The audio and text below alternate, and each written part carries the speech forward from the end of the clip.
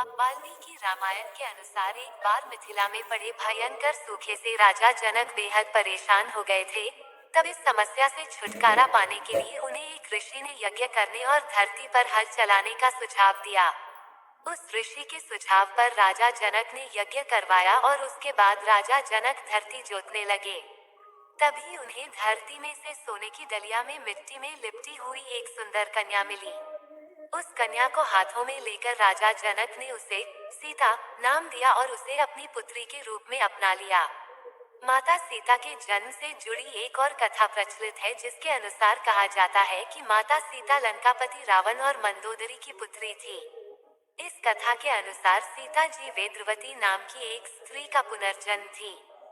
वेदवती विष्णु जी की परम भक्त थी और वो उन्हें पति के रूप में पाना चाहती थी। इसलिए भगवान विष्णु को प्रसन्न करने के लिए वेदवती ने कठोर तपस्या की। कहा जाता है कि एक दिन रावण वहां से निकल रहा था जहां वेदवती तपस्या कर रही थी, और वेदवती की सुंदरता को देखकर रावण उस पर मोहित हो गया। रावण ने वेदवती को अपने साथ चलने के लिए कहा, लेकिन वेदवती ने साथ जाने से इनकार कर दिया। वेदवती के मना करने पर रावण को क्रोध आ गया और उसने वेदवती के साथ दुर्व्यवहार करना चाहा। रावण के स्पर्श करते ही वेदवती ने खुद को भस्म कर लिया और रावण को श्राप दिया कि वह रावण की पुत्री के रूप में जन्म लेंगी और उसकी मृत्यु का कारण बनेंगी। कुछ समय बाद मंदोदरी ने एक कन्या को जन्म दिया, लेकिन वेदवती के श्राप से भयभीत रावण ने जन्म लेते ही उस कन्या को सागर में फेंक दिया।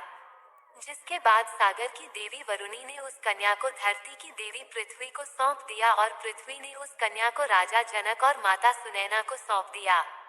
जिसके बाद राजा जनक ने सीता का पालन पोषण किया और उनका विवाह श्रीराम के साथ संपन्न कराया। फिर वनवास के दौरान रावण ने सीता का अपहरण किया, जिसके कारण श्रीराम ने रावण का वध किया और इस तरह से सीता रावण के वध का कारण बनी।